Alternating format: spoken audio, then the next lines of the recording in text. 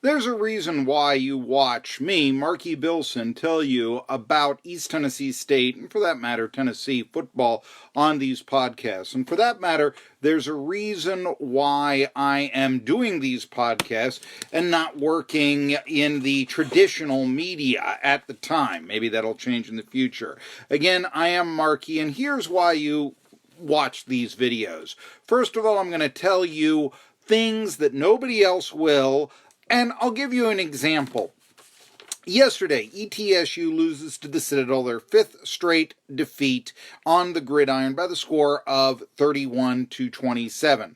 The game basically comes down to the last play, save for the run out the clock at the end by the Citadel with 2 minutes left, because with 2 minutes left approximately, Trey Mitchell hits Nate Atkins at the 1-yard line with what looks like will be the go-ahead touchdown.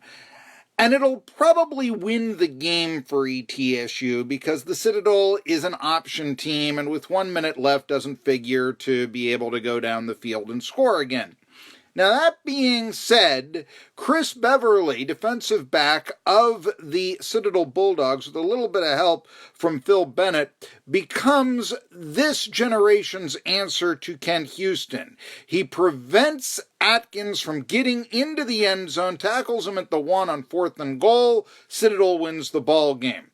All right, you knew that if you saw it. But the reason why you watch these podcasts by moi is I pick up the Johnson City Press, not one mention of who made the tackle in the game story. And the thing is, I'm willing to call out that sort of bad journalism. And that has not won me a lot of friends. It has, however, given me the reputation of someone who's gonna tell it like it is, folks. And isn't that what good journalism is all about? Hey, Professor Mooney taught me well at ETSU. Now, what really bothers me is the apologetic coverage that ETSU has been receiving, and I'll give you another example here. ETSU, when they lost to Furman, they didn't lose, they ran out of time.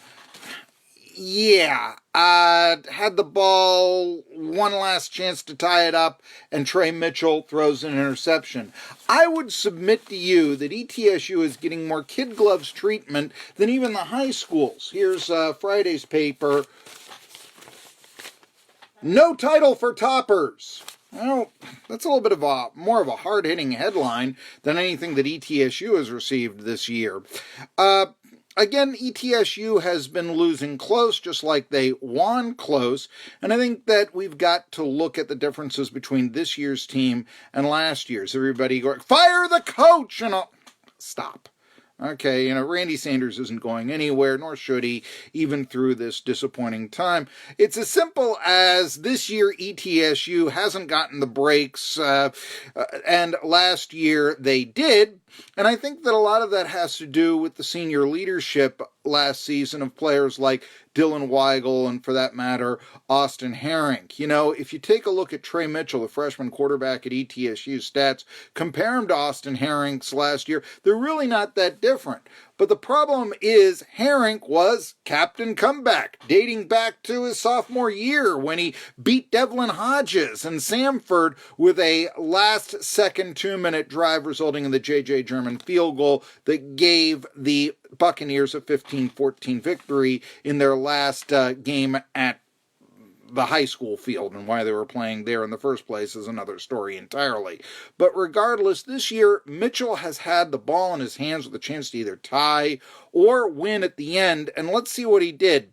Didn't score against VMI, threw a pick against Furman, fumbled the ball away against Samford, and 1 yard short for an out at the goal line against the Citadel. A lot of people picking on Sanders for the play calling. Why didn't you run the ball? Plenty of time to do so from the 6. Possibly legitimate, but let's face facts. Hey, Mitchell was 14 of 21 for 200 yards at that point, and frankly, if you try to pound it in from the 6, you're talking about hopefully getting the 3-yard gain here, the 2-yard gain here, and then the goal line, and, chance of a goal line stand. A guy who's completed or has averaged 8 yards a pass in this ball game, and you need 6. And going into that final series, he had been hitting on 2/3 of his passes. What do the odds say? Yeah. But the Citadel came up with great defense, although you wouldn't know it if you read the Johnson City Press.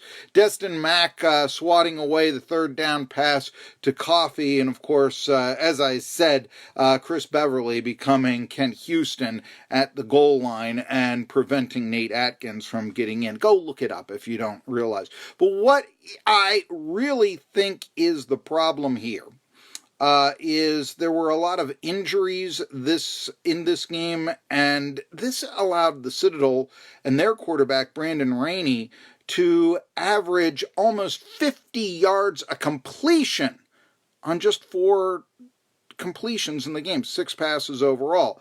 And you've got to start to put the blame not so much on the coach, but what about the secondary?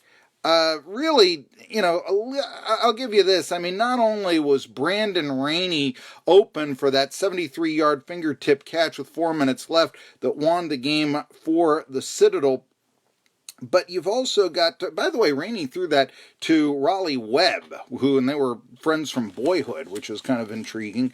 But you know what I gave and noticed was in the second quarter, a 31-yard catch to Rashard Riley that allowed Citadel to stay in the ball game. He was wide open. Took Tyree Robinson to run him down and push him out of bounds and all this. Where's the cornerback? And that's what I kept asking. Where's the cornerback? Now, there were huge injury factors for ETSU in this game. Nasir Player, of course, he had been ejected for targeting against Samford, so he didn't play the first half in this game. It's kind of a weak penalty, just, you miss a half! Anyway, but why not the whole game if you're going to play that game? Anyway, Jared Folks, Blake Bachroth, those linebackers were out. Tyree Robinson, again, got hurt during the ball game, and he missed the second half, so there was nobody to run down Raleigh Webb when he caught his long touchdown pass from Brandon Rainey. All right.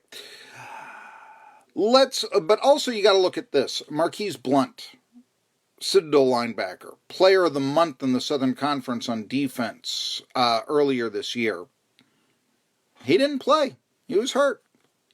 Difference between this year and last experience, like I said, you got a freshman quarterback not pulling it out. Meanwhile, last year it was Herink, the senior, pulling out those games. Admittedly, ETSU was touched by an angel last year. They probably should have been 6-5, but let's not forget that Will Horton missed the field goal that would have given Western Carolina a victory in overtime. Remember that?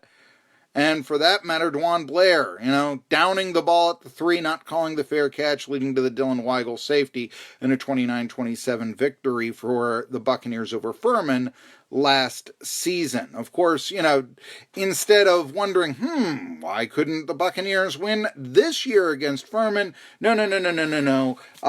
They ran out of time, and I do believe that there is some kid gloves treatment given by the media to ETSU around here that is basically allowing them to do what would be the all-time ETSU thing, which would be following up a year in which they tied for a conference title to fall all the way to last place in the Southern Conference the next year. They've never done that.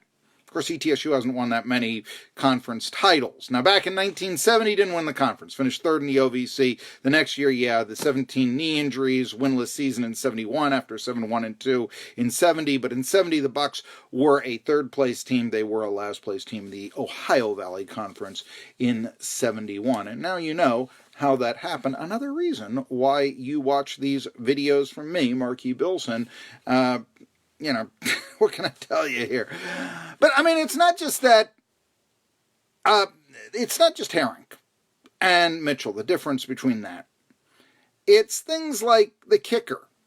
J.J. German, a wonderful kicker for ETSU, by and large, for his 4 years. And take a look at something like Landon Kunak. It's the beginning of the fourth quarter. ETSU has a 10-point lead against a team that runs the ball. and he kicks off out of bounds. Now, that's going to give you 10 extra yards. For a running team, that's another first down. That's priceless. That's a huge play in seeing a 10-point lead evaporate to an option team in the fourth quarter. No question about it. So ETSU now, they're guaranteed to have a losing record at 2-7. To avoid a winless Southern Conference season, they've got to defeat Western Carolina at Cullowhee next week, or possibly Mercer the week afterwards. Western, of course, picked up their first victory in the Southern Conference this past Saturday when they defeated VMI in a shootout. So we're going to be looking right here at possibly the Buccaneers' last chance for victory on this season in Cullowhee next week. Otherwise, the best really that you figure the Bucs will finish this year 4-8 because the impending doom of Vanderbilt finishes up the season. So ETSU now 2-7. Citadel, kind of an interesting situation. Furman and Wofford play each other in a couple of weeks. And Citadel's got to hope for the Terriers to win that game, because then they finish up with the Wofford Terriers. So if the Citadel wins out, gets a little bit of help, they could win the Southern Conference this year. Of course, there's been one team ranked in the top 25 in the FCS poll for most of the year out of the Southern Conference. So what does it mean? Eventually you're going to get your head chopped off by either James Madison or North Dakota State, or a team that will eventually get their heads chopped off by North Dakota State or James Madison. That seems to be where the FCS is going these days. But still, why is ETSU losing? And I'm the guy that's going to tell you this. Really, it does stem from, you hear that cliche, senior leadership. And it's like, boy, is that a cliche. But yeah, that's the difference between Austin Herring pulling the games out last year and Trey Mitchell failing at the one this year. I'm Marky Billson.